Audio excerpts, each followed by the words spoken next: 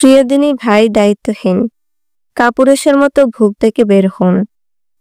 পুরুষের দায়িত্বশীলতার সাথে জিনার একটা ব্যস্তানুপাতিক সম্পর্ক আছে। ছেলেদের দায়িত্বশীলতা যত কমে তত জিনা বাড়তে থাকে। যে ছেলে দায়িত্বশীল পুরুষ হিসেবে একটা ব্যক্তিত্ব থাকে, সে কোনো প্রকার দায়িত্ব নেওয়া ছাড়াই কোনো মেয়েকে ভোগ করতে অসংখ্যবার ভাববে। অসম্মানজনক একটা সম্পর্ক, পরিচয় ও কোনায় কানায় গিয়ে কোনো নারীকে ভোগ করার তার ব্যক্তিত্বে লাগবে।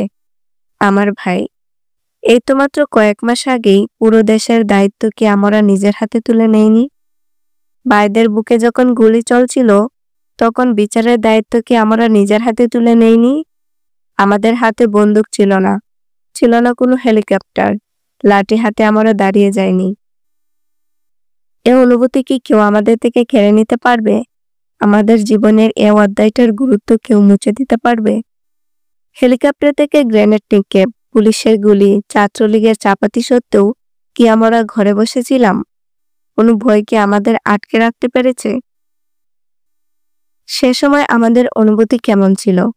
দায়িত্ব, সাহসিকতা, ক্রোধ, দুঃখ, বীরত্বের এর চেয়ে অসাধারণ অনুভূতি আর কি আছে? এর চেয়ে অসাধারণ কোনো সময় কি আমাদের জীবনে ছিল? কিন্তু যখন আমরা জিনা করি তখন কেমন লাগে? যখন সমাজ, পরিবার, আল্লাহ, দিন, নৈতিকতা সবকিছুকে বুড়ো আঙুল দেখিয়ে দায়িত্বহীন একটা নোংরা জিনাই মেতে থাকি, তখন এর অনুভূতিটা কি আসলে সুখকর? এখানে কি দায়িত্বশীলতা, সাহসিকতা, বীরত্ব বলে কিছু আছে? কোনো পবিত্র অনুভূতি আছে? নাকি আছে অবাধ্যতা, অপবিত্র, দায়িত্বহীন বুকের একটা বাজে অনুভূতি, যা ক্রমাগত ফিড না করলে চেপে বসে গিফট? আল্লাহ চাইলে আমরা হব ইতিহাস বদলে দেওয়া প্রজন্ম। এক অসম্পূর্ণ অপরেজিং এর পরে আমাদের ক্রোধ, অসন্তোষ থেকে তৈরি হবে পূর্ণাঙ্গ ইসলামী সোশ্যাল রিভলিউশনের রাস্তা, যা আমাদেরকে দেবে পূর্ণাঙ্গ বিজয়, অধিকার ও ইনসাফ। যদি আসলে এই ইতিহাসে ব্যতিক্রমে একটা প্রজন্ম হতে চাই আমরা, আমাদেরকে ইতিহাসের মুড় ঘুরিয়ে দেওয়া লোকদের মতো ব্যক্তিত্বের অধিকারী হতে হবে।